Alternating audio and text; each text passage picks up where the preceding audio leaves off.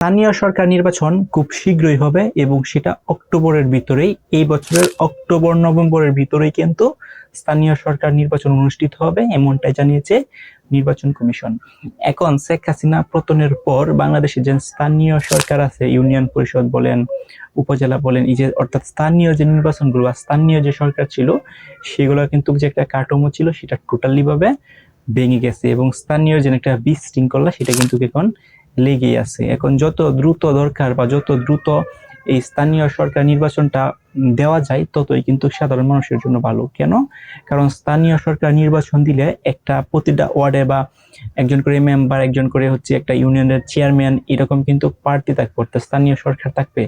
সেখানে যে স্থানীয় যে সমস্যাগুলো হয়, সেই যে সমস্যাগুলো ক্রিয়েট হয়, সেগুলো কিন্তু খুব ইজিলি সেগুলোকে সমাধান করা যায়। এখন যেহেতু স্থানীয় সরকার একটা এলোমেলো লেগে গেছে, অর্থাৎ আওয়ামী লীগের আমলে যে স্থানীয় সরকারটা ছিল বা আওয়ামী লীগ যে স্থানীয় সরকারটা হচ্ছে ক্রিয়েট করছিল বা প্রোভাইড করছিল, সেটা কিন্তু এখন অকার্যকর হয়ে গেছে, অর্থাৎ সেটা কিন্তু এখন অমনভাবে অ্যাক্টিভ নাই। সো অ্যাক্টিভ না থাকার কারণে কিন্তু স্থানীয় সরকার কাঠামোগুলো কিন্তু খুবই একটা বিশৃঙ্খলা লেগে গেছে।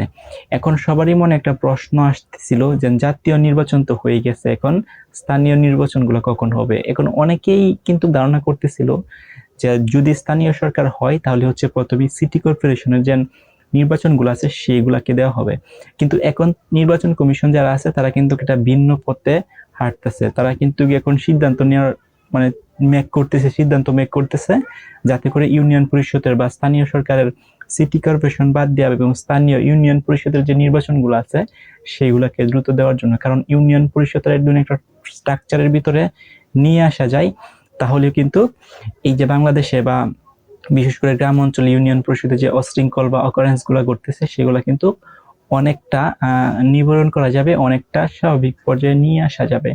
এই ডিসিশন কিন্তু ভাবতেছে। এখন নির্বাচন কমিশন কিন্তু আরেকটা বিষয় ভাবতেছে, এই স্থানীয় সরকার নির্বাচনের সময় কিন্তু সেনাবাহিনীকে মাঠে রাখার চিন্তা ভাবনা করতেছে। কারণ সেনাবাহিনী যদি এই স্থানীয় সরকার নির্বাচনে যদি মাঠে থাকে তাহলে একটা ইফেক্টিভ ভাবে এই যে স্থানীয় সরকারটা আছে সেটা কিন্তু অনুষ্ঠিত করা যাবে। যেমন আপনারা জাতীয় সরকার নির্বাচন তো দেখছেন, সেখানে সেনাবাহিনীর কতটুকু ভূমিকা ছিল, কতটুকু অ্যাক্টিভ ভাবে কাজ করছে।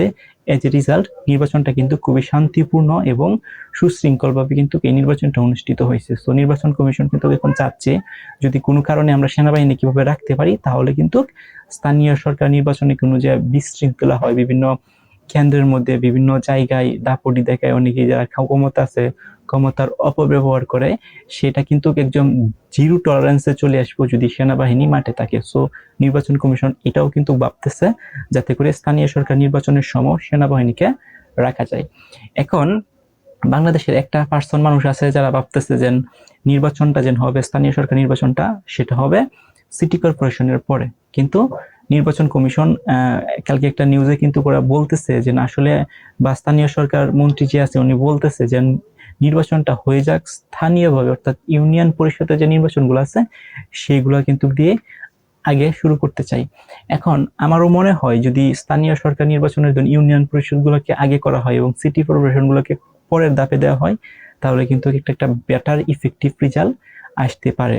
আর স্থানীয় সরকার নির্বাচনটা কিন্তু এক ধাপে সারা বাংলাদেশে কিন্তু অনুষ্ঠিত হবে না, অর্থাৎ ধাপে ধাপে ওভারঅল যে বাংলাদেশটা আছে বিভিন্ন অঞ্চলে ভাগ করে ধাপে ধাপে ধাপে ধাপে হয়তো এক ধাপ, দুই ধাপ বা তৃতীয় ধাপ এরকম ধাপে ধাপে কিন্তু নির্বাচনগুলা অনুষ্ঠিত হবে।